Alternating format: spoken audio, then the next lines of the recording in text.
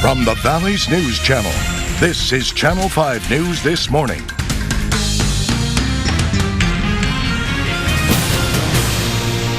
At this hour, we're getting new information on breaking news. A transport bus carrying illegal immigrants crashed in Harlingen, sending some of the passengers to the hospital. The accident happened around 2 o'clock this morning on Interstate 69E, also known as Highway 77 and Primera Road. DPS tells us 42 people were on the bus when it crashed. Our Polo Sandoval is live at the scene with the latest. Polo. Guys, good morning. As the sun gets ready to rise over Cameron County, the cleanup continues on the stretch of I-69. As you mentioned, it's closed right now from North Harlingen over to Combs. It's basically a stretch of FM 508 to Loop 499. I'm going to move out of the way here for a second so you can actually see what's happening right now. You can see that prisoner transport bus, at least you're about to see it, in tow. Crews have been working most of the morning to actually flip it back upright since the accident happened around 2:30 this morning. Sergeant Johnny Hernandez with Texas DPS tells us there was 40 detainees aboard that bus and 2 private contractors for a private company that works for ICE.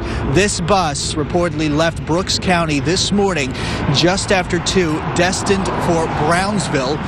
Those 40 individuals were scheduled for a flight back to their country of origin. We're still trying to find out if that was Mexico or South America, which is what we typically see. But again, we can't tell you, sometime after 2:30, the driver of that bus veered to the right, hit one of the guardrails that separates the highway with the frontage road, or at least the grassy median, and then he essentially overcorrected, hitting a concrete barrier. That's when he eventually flipped over. We can't tell you the people aboard. All 42 of them are being checked out at local hospitals with non-life-threatening injuries. More on their condition, though, in just a few moments. But again, we can't tell you right now what you need to know as you get ready to head to work, especially in Cameron County. If you're driving from Lyford, Sebastian, Raymondville, south to Harlingen, or up and down Highway 83, expect to be rerouted. I look out to the west, and you can actually see traffic beginning to back up, or rather beginning to pick up on Tame Lane, which is one of several alternate routes that you can take. But again, as you're driving south into Harlingen, expect to drive off the highway there at FM 508.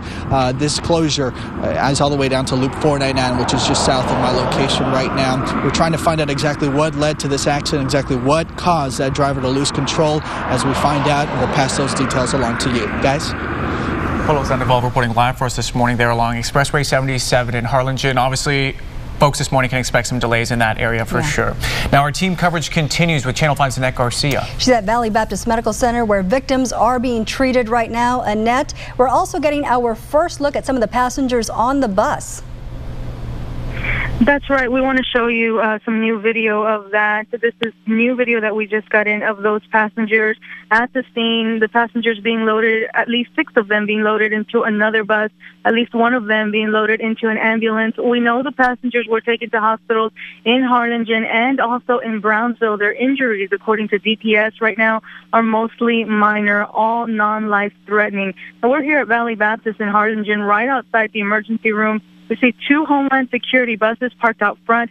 A little while ago, we did see Immigration and Customs Enforcement officers walk out of the hospital and onto one of those buses. They were carrying several sets of handcuffs. Now, we are told the passengers in the bus that crashed were in the country illegally and were ordered deported. They were to be on a flight out of Brownsville this morning to leave the country. We do have a call into Homeland Security to try to find out more information about the people on board and also more information about their injuries.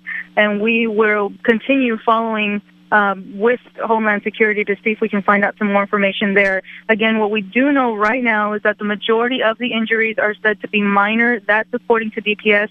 Again, we're waiting to hear from Homeland Security for more details. Live on the phone in Harlingen, Annette Garcia, Channel 5 News this morning.